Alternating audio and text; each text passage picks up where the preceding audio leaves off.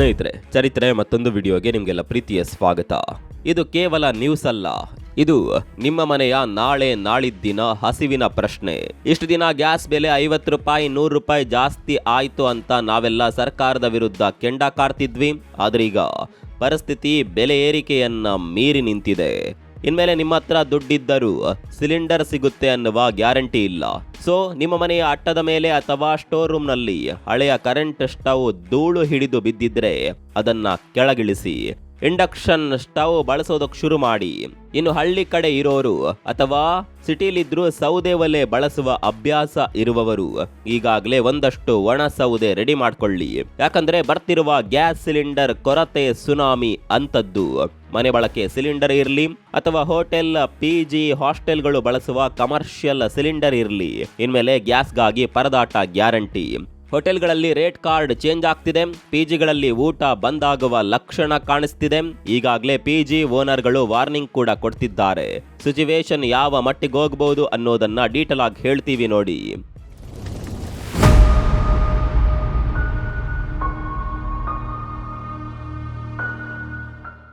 ಸ್ನೇಹಿತರೆ, middle East ಯುದ್ಧ ಈಗ ನಿಮ್ಮ ಅಡುಗೆ ಮನೆಗೂ ತಲುಪಿದೆ. ನೀವಿಲ್ಲಿ ಗ್ಯಾಸ್ ಸಿಗ್ತಿಲ್ಲ ಅಂದ ತಕ್ಷಣ ಲೋಕಲ್ ಏಜೆನ್ಸಿಗೆ ಫೋನ್ ಮಾಡಿ ಬೈಬಹುದು, ನಿಮ್ಮ ಫ್ರಸ್ಟ್ರೇಷನ್ ಹೊರಹಾಕಬಹುದು. ಆದ್ರೆ ಅದ್ಯಾವುದು ಗ್ಯಾಸ್ ಏಜೆನ್ಸಿ ಕೈಲಾಗ್ಲಿ ಸರ್ಕಾರದ ಕೈಲಾಗ್ಲಿ ಇಲ್ಲ. ಅಸಲಿ ಯುದ್ಧ ನಡೀತಾ ಇರೋದು ಸಾವಿರಾರು ಕಿಲೋಮೀಟರ್ ದೂರದಲ್ಲಿರುವ ಪಶ್ಚಿಮ ಏಷ್ಯಾದಲ್ಲಿ. ಇರಾನ್ ಮತ್ತು ಇಸ್ರೇಲ್ ನಡುವಿನ ಸಂಘರ್ಷ ಈಗ ಕೇವಲ ಮಿಸೈಲ್ ದಾಳಿಗೆ ಸೀಮಿತವಾಗಿಲ್ಲ, ಇಡೀ ಜಗತ್ತಿನ ಎನರ್ಜಿ ಸಪ್ಲೈ ಲೈನ್ ಅನ್ನೇ ಕಟ್ ಮಾಡಿದೆ. ನಿಮಗೆ ಗೊತ್ತಿರಬಹುದು, ಭಾರತ ಎನರ್ಜಿ ಇಂಪೋರ್ಟಿಂಗ್ ದೇಶ. ಪೆಟ್ರೋಲಿಯಂನಿಂದ ಹಿಡಿದು ಅಡುಗೆ ಮಾಡುವ ಗ್ಯಾಸ್ವರೆಗೆ ವಿದೇಶಗಳಿಂದಲೇ ಬರಬೇಕು. ಅದರಲ್ಲೂ ಮಿಡ್ಲ್ ಈಸ್ಟ್ನಿಂದಲೇ ಸಪ್ಲೈ ಆಗಬೇಕು. ಭಾರತಕ್ಕೆ ಒಂದು ದಿನಕ್ಕೆ ಬೇಕಾಗಿರುವ 60% LPG ಅಂದ್ರೆ ಅಡುಗೆ ಅನಿಲ ಮತ್ತು 50% ನೈಸರ್ಗಿಕ ಅನಿಲ ಬರೋದು ಮಿಡ್ಲ್ ಈಸ್ಟ್ನಿಂದ. ಅದರಲ್ಲೂ ಸಮುದ್ರದ ಹಾದಿಯಲ್ಲಿ ಸ್ಟ್ರೈಟ್ ಆಫ್ ಹರ್ಮುಜ್ ಅಥವಾ ಹರ್ಮುಜ್ ಜಲಸಂಧಿ ಮೂಲಕ. ಆ ಜಲಸಂಧಿ ಇಡೀ ಜಗತ್ತಿನ ಕುತ್ತಿಗೆ ಇದ್ದ ಹಾಗೆ. ಪ್ರತಿದಿನ ಕೋಟ್ಯಾಂತರ ರೂಪಾಯಿ ಮೌಲ್ಯದ ಅನಿಲ ಹೊತ್ತ ಹಡಗುಗಳು ಇಲ್ಲಿಂದಲೇ ಬರಬೇಕು. ಆದ್ರೆ ಈಗ ಇಸ್ರೇಲ್ ಅಮೆರಿಕ ವಿರುದ್ಧವಾಗಿ ಇರಾನ್ ಯುದ್ಧದ ಕಾರಣಕ್ಕಾಗಿ ಈ ಹಾದಿ ಬಂದ್ ಆಗಿದೆ. ಹರ್ಮುಜ್ ಜಲಸಂಧಿಗೆ ದಿಗ್ಬಂಧನ ಆಗಿದೆ. ಯಾಕಂದ್ರೆ ಇಲ್ಲಿ ಯಾವುದಾದ್ರೂ ಹಡಗು ಪಾಸ್ ಆಗೋದಕ್ಕೆ ಹೋದ್ರೆ ಇರಾನ್ ಅಥವಾ ಅದರ ಪ್ರಾಕ್ಸಿ ಗುಂಪು ಯಮನ್ನ ಹೌತಿಗಳ ಹೊಡೆತಕ್ಕೆ ಮುಳುಗೋದು ಗ್ಯಾರಂಟಿ.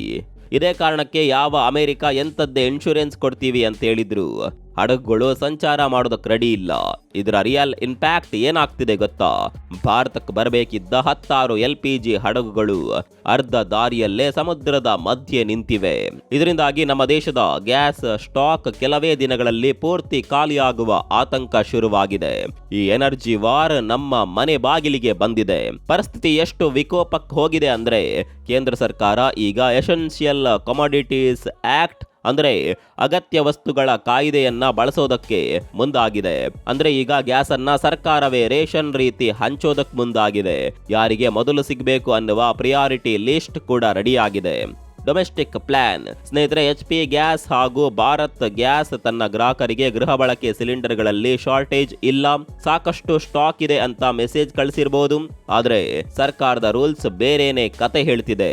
ಮನೆ ಬಳಕೆಯ ಗ್ಯಾಸ್ ಸದ್ಯಕ್ಕೆ ಎಲ್ರಿಗೂ ಸಿಗುತ್ತೆ, ಆದ್ರೆ ಅದಕ್ಕೂ ಕಂಡೀಷನ್ ಅಪ್ಲೈ ಆಗುತ್ತೆ. ಇಷ್ಟು ದಿನ ನೀವು 15 ಅಥವಾ 21 ದಿನಕ್ಕೊಮ್ಮೆ ಸಿಲಿಂಡರ್ ಬುಕ್ ಮಾಡ್ತಿದ್ರಿ, ಆದ್ರೆ ಇನ್ಮೇಲೆ ಕನಿಷ್ಠ 25 ದಿನ ಕಾಯಲೇಬೇಕು. ಗ್ಯಾಪ್ ಇಲ್ಲದೆ ಹೊಸ ಸಿಲಿಂಡರ್ ಬುಕ್ಕಿಂಗ್ ಸಾಧ್ಯವೇ ಇಲ್ಲ. ನಿಮ್ಮ ಬುಕ್ಕಿಂಗ್ ಬ್ಲಾಕ್ ಆಗುತ್ತೆ. Industrial cut. ಫ್ಯಾಕ್ಟರಿಗಳಿಗೆ ಹೋಗುವ ಗ್ಯಾಸ್ನಲ್ಲಿ 40% ಕಟ್ ಮಾಡಲಾಗಿದೆ. ಅಂದ್ರೆ ಪ್ಲಾಸ್ಟಿಕ್, ಗ್ಲಾಸ್ ಮತ್ತು ಸ್ಟೀಲ್ ತಯಾರಿಸುವ ಕಂಪನಿಗಳು ಈಗ ಕೆಲಸ ನಿಲ್ಲಿಸುವ ಹಂತಕ್ಕೆ ಬಂದಿವೆ. ಕೆಲವು ಫ್ಯಾಕ್ಟರಿಗಳು ಶಕ್ತಿಗಾಗಿ ವಾಪಸ್ ಕಲ್ಲಿದ್ದಲಿನ ಕಡೆ ಮುಖ ಮಾಡಿವೆ. ಕಾಳ ಸಂತೆ ಹಾವಳಿ. ಗ್ಯಾಸ್ ಶಾರ್ಟೇಜ್ ಇದೆ ಅಂತ ಗೊತ್ತಾದ ತಕ್ಷಣ ಕಳ್ಳ ಮಾರ್ಗದಲ್ಲಿ ಸಿಲಿಂಡರ್ ಮಾರುವ ದಂಧೆ ಶುರುವಾಗಿದೆ. 1100 ರೂಪಾಯಿ ಇರಬೇಕಾದ ಕಮರ್ಷಿಯಲ್ ಸಿಲಿಂಡರ್ ಈಗ ಬ್ಲ್ಯಾಕ್ ಮಾರ್ಕೆಟ್ ನಲ್ಲಿ 1500 ರಿಂದ 2000 ರೂಪಾಯಿಗೆ ಮಾರಾಟ ಆಗ್ತಿದೆ ಅಂದ್ರೆ ನಂಬ್ತೀರಾ? ಈಗ ಇಂಪಾರ್ಟೆಂಟ್ ವಿಚಾರಕ್ಕೆ ಬರೋಣ. ಈ ಗ್ಯಾಸ್ ಬಿಕ್ಕಟ್ಟು ಈಗಾಗಲೇ ನಿಮ್ಮ ಜೇಬಿಗೆ ಹೇಗೆ ಕತ್ತರಿ ಹಾಕೋದಕ್ಕೆ ಶುರು ಮಾಡಿದೆ. ನಂಬರ್ 1, ಹೋಟೆಲ್ಗಳ ಹಾಹಾಕಾರ. ಮುಂದಿನ ದಿನಗಳಲ್ಲಿ ನೀವು ಬೆಳಗ್ಗೆ ಎದ್ದು ಒಂದು ಪ್ಲೇಟ್ ಇಡ್ಲಿ ಅಥವಾ ದೋಸೆ ತಿನ್ನೋದಕ್ಕೋದ್ರೆ ಅಲ್ಲಿ ರೇಟ್ ಜಾಸ್ತಿ ಆಗುವ ಸಾಧ್ಯತೆ ಬಹಳ ಹೆಚ್ಚಿದೆ. ಯಾಕಂದ್ರೆ ಹೋಟೆಲ್ ನಡೆಸೋದಕ್ಕೆ ಬೇಕಿರುವ ಕಮರ್ಷಿಯಲ್ ಸಿಲಿಂಡರ್ ಈಗ ಸಿಗ್ತಾ ಇಲ್ಲ. ಇರುವ ಒಂದೆರಡು ಸಿಲಿಂಡರ್ ಅನ್ನು ಇಟ್ಕೊಂಡು ಅವರು ದಿನ ತಳ್ಳಬೇಕಿದೆ. ಹೀಗಾಗಿ ಹೋಟೆಲ್ ಮಾಲೀಕರು ಅನಿವಾರ್ಯವಾಗಿ ಬೆಲೆ ಏರಿಕೆ ಮಾಡಬೇಕಾಗಿ ಬರುತ್ತೆ. ಕೆಲವು ಕಡೆ ಹೋಟೆಲ್ಗಳು ಕೇವಲ ಬೆಳಗ್ಗೆ ಮತ್ತು ರಾತ್ರಿ ಮಾತ್ರ ಓಪನ್ ಇರ್ತಾವೆ. ಮಧ್ಯಾಹ್ನ ಸರ್ವಿಸ್ ಬಂದ್ ಮಾಡಲಾಗ್ತಿದೆ. ನಂಬರ್ 2, PG ಮತ್ತು ಹಾಸ್ಟೆಲ್ ಸಂಕಷ್ಟ. ಬೆಂಗಳೂರು, ಮೈಸೂರು ಅಥವಾ ಮಂಗಳೂರಿನಂತಹ ನಗರಗಳಲ್ಲಿ ಲಕ್ಷಾಂತರ ವಿದ್ಯಾರ್ಥಿಗಳು ಮತ್ತು IT ಉದ್ಯೋಗಿಗಳು PGಗಳಲ್ಲಿ ಇರ್ತಾರೆ. PG ಮಾಲೀಕರಿಗೆ ಈಗ ಗ್ಯಾಸ್ ತರೋದೇ ದೊಡ್ಡ ತಲೆನೋವಾಗಿದೆ. ಸಿಲಿಂಡರ್ ಇಲ್ಲ, ಊಟ ಮಾಡೋದಕ್ಕೆ ಆಗಲ್ಲ ಅಂತ ಎಷ್ಟೋ PGಗಳಲ್ಲಿ ನೋಟಿಸ್ ಬೋರ್ಡ್ ಹಾಕಿದ್ದಾರೆ. ಇನ್ನು ಹಾಸ್ಟೆಲ್ಗಳ ಮೆಸ್ನಲ್ಲಿ ಕ್ವಾಲಿಟಿ ಕಡಿಮೆ ಆಗ್ತಿದೆ. ಯಾಕಂದ್ರೆ ಗ್ಯಾಸ್ ಉಳಿಸೋದಕ್ಕೆ ಅವರು ಜಾಸ್ತಿ ಬೇಯಿಸೋದಿಲ್ಲ ಅಥವಾ ಅಕ್ಕಿ ಬೇಳೆ ಸರಿಯಾಗಿ ಬೇಯದೆ ಹಸಿಯಾಗಿ ಬಡಿಸುವ ಪರಿಸ್ಥಿತಿ ಬಂದಿದೆ. ನಂಬರ್ 3, ಕ್ಯಾಟರಿಂಗ್ ಮತ್ತು ಫಂಕ್ಷನ್ ಬ್ರೇಕ್. ಇದು ಮದುವೆ ಸೀಸನ್ ಬೇರೆ. ಕ್ಯಾಟರಿಂಗ್ ಮಾಡೋರು ಈಗ ಮುಂಚಿತವಾಗಿ ಗ್ಯಾಸ್ ಸಿಲಿಂಡರ್ ಇಟ್ಕೊಳ್ಳೋದಕ್ಕೆ ಪರದಾಡ್ತಾ ಇದ್ದಾರೆ. ಬುಕ್ ಮಾಡಿದ್ರು ಸಿಗ್ತಾ ಇಲ್ಲ. ಒಂದ್ ವೇಳೆ ಸಿಕ್ಕಿದ್ರು ಅದರ ಬೆಲೆ ಡಬಲ್ ಆಗಿದೆ. ಹೀಗಾಗಿ ಮದುವೆ ಊಟದ ಕಾಂಟ್ರಾಕ್ಟ್ ರೇಟ್ ಕೂಡ 20-30% ಜಾಸ್ತಿ ಆಗಿದೆ. ನಂಬರ್ 4, ಟೆಲಿಕಾಂ ಮತ್ತು ಸಾರಿಗೆ. ಹೌದು ಸ್ನೇಹಿತರೆ, ಇದಕ್ಕೂ ಇಲ್ಲಿ ಲಿಂಕ್ ಇದೆ. ಟೆಲಿಕಾಂ ಟವರ್ಗಳಿಗೆ ಎಮರ್ಜೆನ್ಸಿ ಪವರ್ ಕೊಡೋದಕ್ಕೆ ಕೆಲವು ಕಡೆ LPG ಬಳಸಲಾಗುತ್ತೆ. ಈಗ ಅಲ್ಲಿಗೂ ಗ್ಯಾಸ್ ಸಪ್ಲೈ ಇಲ್ಲದಿದ್ರೆ ನೆಟ್ವರ್ಕ್ ಜಾಮ್ ಆಗೋದು ಗ್ಯಾರಂಟಿ. ಇನ್ನು CNG ಆಟೋ ಮತ್ತು ಕಾರ್ಗಳ ಕತೆ ಏನಾಗುತ್ತೆ? ಗ್ಯಾಸ್ಗಾಗಿ ಲೈನ್ಗಳಲ್ಲಿ ಕಿಲೋಮೀಟರ್ ಗಟ್ಟಲೆ ನಿಲ್ಲುವ ಸಂದರ್ಭ ದೂರ ಇಲ್ಲ. ಈಗಾಗಲೇ ಕೆಲವು ಆಟೋ ಚಾಲಕರು ಜಾಸ್ತಿ ದುಡ್ಡು ಕೇಳೋದಕ್ಕೆ ಶುರು ಮಾಡಿದ್ದಾರೆ. ಆಟೋ ಇಂಧನದ ರೇಟ್ ಕೂಡ ಜಾಸ್ತಿ ಆಗಿದೆ. ಅದರ ಮೇಲೆ ಬಂಕರ್ನವರು ಇನ್ನು ಎಕ್ಸ್ಟ್ರಾ ಚಾರ್ಜ್ ಹಾಕ್ತಿದ್ದಾರೆ. ಇದರಿಂದ ಕೊನೆಗೆ ಪೆಟ್ಟು ಬೀಳೋದು ಯಾರಿಗೆ? ಸಾಮಾನ್ಯ ಜನರಿಗೆ. ಈ ಗ್ಯಾಸ್ ಬಿಕ್ಕಟ್ಟು ಬರೀ ಅಡುಗೆ ಮನೆಗೆ ಸೀಮಿತವಾಗಿಲ್ಲ, ಇದು ನಮ್ಮ ಹೊಲ ಗದ್ದೆಗಳಿಗೂ ತಟ್ಟಿದೆ. ಹೇಗೆ ಅಂತೀರಾ? ಭಾರತದಲ್ಲಿ ರಸಗೊಬ್ಬರ ತಯಾರಿಸೋದಕ್ಕೆ ನ್ಯಾಚುರಲ್ ಗ್ಯಾಸ್ ಅತಿ ಮುಖ್ಯ. ಈಗ ಗ್ಯಾಸ್ ಶಾರ್ಟೇಜ್ ಇರೋದ್ರಿಂದ ರಸಗೊಬ್ಬರ ಕಾರ್ಖಾನೆಗಳು ಉತ್ಪಾದನೆ ಕುಂಠಿತ ಮಾಡಿವೆ. ಪಂಜಾಬ್ನ ಬತಿಂಡಾ ಹಾಗೂ ನಂಗಲ್ನಲ್ಲಿರುವ ನ್ಯಾಷನಲ್ ಫರ್ಟಿಲೈಜರ್ಸ್ ಲಿಮಿಟೆಡ್ನ ರಸಗೊಬ್ಬರ ಸ್ಥಾವರಗಳು ಆಪರೇಷನ್ ಬಂದ್ ಮಾಡಿವೆ. ಮುಂದಿನ ಖಾರೀಫ್ ಹಂಗಾಮು ಶುರುವಾಗ್ತಾ ಇದೆ. ರೈತರಿಗೆ ಗೊಬ್ಬರ ಸಿಗದಿದ್ರೆ ಬೆಳೆ ಏನಾಗುತ್ತೆ? ಬೆಳೆ ಕಡಿಮೆ ಆದರೆ ಮಾರುಕಟ್ಟೆಗೆ ತರಕಾರಿ ಮತ್ತು ಧಾನ್ಯಗಳು ಬರೋದು ಕಮ್ಮಿ ಆಗುತ್ತೆ. ಆವಾಗ ಡಿಮ್ಯಾಂಡ್ ಜಾಸ್ತಿಯಾಗಿ ಬೆಲೆ ಗಗನಕ್ಕೇರುತ್ತೆ. ಅಂದ್ರೆ ಇವತ್ತು ಗ್ಯಾಸ್ ಇಲ್ಲದಿದ್ರೆ ನಾಳೆ ನಿಮ್ಮ ಪ್ಲೇಟ್ ನಲ್ಲಿರುವ ಅನ್ನದ ಬೆಲೆ ಕೂಡ ಹೆಚ್ಚಾಗುತ್ತೆ ಅನ್ನೋದನ್ನ ಮರೆಯುವ ಹಾಗಿಲ್ಲ. ಇದೊಂದು ದೊಡ್ಡ ಚೈನ್ ರಿಯಾಕ್ಷನ್ ತರ ಕೆಲಸ ಮಾಡುತ್ತೆ. ಹಾಗಾದ್ರೆ ಭಾರತ ಸುಮ್ಮನೆ ಕೂತಿದ್ಯಾ? ಖಂಡಿತ ಇಲ್ಲ. ಕೇಂದ್ರ ಸರ್ಕಾರ ಈಗ ಹರ್ಮೋಜ್ ಹಾದಿಯನ್ನ ಬಿಟ್ಟು ಬೇರೆ ಹಾದಿ ಹುಡುಕ್ತಿದೆ. ಅಮೆರಿಕ ಮತ್ತು ನಾರ್ವೆ ಜೊತೆ ದೊಡ್ಡ ಮೊತ್ತದ ಒಪ್ಪಂದ ಮಾಡಿಕೊಳ್ಳೋದಕ್ಕೆ ಎದುರು ನೋಡ್ತಿರುವ ರಿಪೋರ್ಟ್ಸ್ ಇವೆ. ಸುಮಾರು 2.2 ಬಿಲಿಯನ್ ಟನ್ ಗ್ಯಾಸ್ ಅಟ್ಲಾಂಟಿಕ್ ಸಾಗರದ ಮೂಲಕ ಭಾರತಕ್ಕೆ ಬರುವ ಚಾನ್ಸ್ ಇದೆ. ಆದರೆ ಒಂದು ಸಮಸ್ಯೆ ಇದೆ. ಪಶ್ಚಿಮ ಏಷ್ಯಾದಿಂದ ಗ್ಯಾಸ್ ಬರೋದಕ್ಕೆ ಕೇವಲ 5 ದಿನ ಸಾಕಾಗಿತ್ತು. ಆದರೆ ಅಮೆರಿಕಾದಿಂದ ಬರಲು ಕನಿಷ್ಠ 20 ದಿನ ಬೇಕು. ಆದರೆ ಬೆಲೆ ಏರಿಕೆಗೆ ಈ 20 ದಿನಗಳ ಗ್ಯಾಪ್ ಸಾಕು. ಜೊತೆಗೆ ದೂರದ ಹಾದಿಯಿಂದ ಸಾರಿಗೆ ವೆಚ್ಚ ಕೂಡ ಜಾಸ್ತಿ ಆಗುತ್ತೆ. ಅಂದ್ರೆ ಗ್ಯಾಸ್ ಸಿಗುತ್ತೆ, ಆದ್ರೆ ತುಂಬಾ ಕಾಸ್ಟ್ಲಿ. ಸೊ ಅದು ಮತ್ತೆ ನಮ್ಮ ಜೇಬಿಗೆ ಹೊರೆಯಾಗುತ್ತೆ. ಸದ್ಯಕ್ಕೆ ಹೊಸ ಮೂಲಗಳಿಂದ ಗ್ಯಾಸ್ ಬಂದ್ರೆ ಶಾರ್ಟೇಜ್ ಕಮ್ಮಿ ಆಗುತ್ತೆ ಅಂತ ಅಧಿಕಾರಿಗಳು ಹೇಳಿದ್ದಾರೆ. ಆದರೆ ಎಂದಿನಂತೆ ಶಾಂತಿ ಕಾಲದ ಹಾಗೆ ಗ್ಯಾಸ್ ಸಿಗೋದಕ್ಕೆ ಚಾನ್ಸೇ ಇಲ್ಲ. ದೇಶದ ಟಾಪ್ ಪೆಟ್ರೋಲಿಯಂ ಕಂಪನಿಗಳು ಅಂದ್ರೆ Indian oil corporation, Bharat petroleum corporation ಹಾಗೂ ಹಿಂದೂಸ್ತಾನ್ ಪೆಟ್ರೋಲಿಯಂ ಕಾರ್ಪೊರೇಷನ್ ಈ ವರ್ಷದ ಆರಂಭದಲ್ಲಿ ಭರ್ಜರಿ ಲಾಭ ಮಾಡಿಕೊಂಡಿದ್ವು. ಹಾಗಾಗಿ ಸ್ವಲ್ಪ ಪ್ರಮಾಣದ ಆರ್ಥಿಕ ಹೊಡೆತವನ್ನ ತಡೆಯುವ ಶಕ್ತಿ ಕಂಪನಿಗಳಿಗಿದೆ.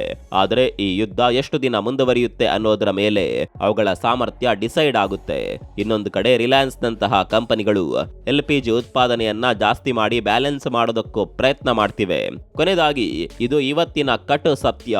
ಅಂತಾರಾಷ್ಟ್ರೀಯ ಮಟ್ಟದಲ್ಲಿ ಯುದ್ಧ ನಿಲ್ಲುವವರೆಗೂ ಈ ಸಂಕಷ್ಟ ತಪ್ಪಿದ್ದಲ್ಲ. ನಿಮ್ಮ ಮನೆಯಲ್ಲಿ ಗ್ಯಾಸ್ ಇದ್ರೆ ತುಂಬಾ ಜಾಗರೂಕತೆಯಿಂದ ಬಳಸಿ, ವೇಸ್ಟ್ ಮಾಡಬೇಡಿ. ಆಗ್ಲೇ ಹೇಳಿದ ಹಾಗೆ ನಿಮ್ಗೆ ಸೌಕರ್ಯ ಇದ್ರೆ ಸೌದೆ ಒಲೆ, ಎಲೆಕ್ಟ್ರಿಕ್ ಸ್ಟವ್ ಬಳಸಿ ಗ್ಯಾಸ್ ಉಳಿಸೋದಕ್ಕೆ ಪ್ರಯತ್ನ ಮಾಡಿ. 25 ದಿನದ ಲಿಮಿಟ್ ಆಗ್ತಿದ್ದಂಗೆ ಗ್ಯಾಸ್ ಬುಕ್ ಮಾಡಿ ಇಟ್ಕೊಂಡಿರಿ. ಜೊತೆಗೆ ಈ ಪರಿಸ್ಥಿತಿ ಇಡೀ ದೇಶಕ್ಕೆ ಒಂದು ಪಾಠ ಆಗಬೇಕು. ನಾವು ಯಾಕೆ ಇನ್ನು ಪೆಟ್ರೋಲ್ ಗ್ಯಾಸ್ಗಾಗಿ ಬೇರೆ ದೇಶಗಳನ್ನೇ ನಂಬ್ಕೊಂಡಿದ್ದೀವಿ? ನಮ್ಮ ದೇಶದಲ್ಲಿರುವ ಸೂರ್ಯನ ಶಾಖ ಬಳಸಿ ಸೋಲಾರ್ ಕುಕ್ಕಿಂಗ್ ಯಾಕೆ ಮಾಡಬಾರದು? ಎಲೆಕ್ಟ್ರಿಕಲ್ ವೆಹಿಕಲ್ಸ್ ಮತ್ತು ಗ್ರೀನ್ ಹೈಡ್ರೋಜನ್ ಕಡೆಗೆ ನಾವು ಯಾಕೆ ಕಂಪ್ಲೀಟ್ ಆಗಿ ಶಿಫ್ಟ್ ಆಗಿಲ್ಲ? ಇಂತಹ ಯುದ್ಧಗಳು ನಡೆದಾಗ್ಲೆಲ್ಲ ನಾವು ಪ್ರತಿ ಬಾರಿ ಹಸಿವಿನಿಂದ ಇರಬೇಕಾ? ದೇಶಕ್ಕೆ ಎನರ್ಜಿ ಸೆಕ್ಯೂರಿಟಿ ಅನ್ನೋದೇ ಇಲ್ವಾ? ಈ ರೀತಿ ಪ್ರಶ್ನೆಗಳು ಬರುತ್ತವೆ. ಭಾರತ ಈಗ ಇಂಧನಕ್ಕೆ ಒಂದೇ ಮೂಲದ ಮೇಲೆ ಡಿಪೆಂಡ್ ಆಗಿಲ್ಲ ನಿಜ. 40 ದೇಶಗಳಿಂದ ಇಂಧನ ತರಿಸಿಕೊಳ್ತಿರಬಹುದು, ಆದರೆ ಯಾವತ್ತು ಭಾರತ ಇಂಧನದ ವಿಚಾರದಲ್ಲಿ ಬೇರೆ ಇಂಧನಗಳಿಗೆ ಶಿಫ್ಟ್ ಆಗಿ ಕಂಪ್ಲೀಟ್ ಆಗಿ ಸ್ವಾವಲಂಬಿ ಆಗುತ್ತೋ ಅಲ್ಲಿವರೆಗೆ ಸಂಕಷ್ಟ ತಪ್ಪಿದ್ದಲ್ಲ. ನಿಮ್ಮ ಊರಿನಲ್ಲಿ ಅಥವಾ ನಿಮ್ಮ ಏರಿಯಾದಲ್ಲಿ ಗ್ಯಾಸ್ ಸಿಲಿಂಡರ್ ಸಿಗ್ತಿದ್ಯಾ? ಅಲ್ಲಿ ಎಷ್ಟು ಬೆಲೆ ಇದೆ? ನಿಮ್ಮ ಹೋಟೆಲ್ಗಳಲ್ಲಿ ರೇಟ್ ಜಾಸ್ತಿ ಆಗಿದ್ಯಾ? ಕಾಮೆಂಟ್ ಮಾಡಿ. ನಿಮ್ಮ ಕಮೆಂಟ್ ಇನ್ನೊಬ್ಬರಿಗೆ ಎಚ್ಚರಿಕೆ ಕೊಡಬಹುದು. ಮುಂದಿನ ವಿಡಿಯೋದಲ್ಲಿ ಸಿಗೋಣ. ಅಲ್ಲಿವರೆಗೂ ನಮಸ್ಕಾರ.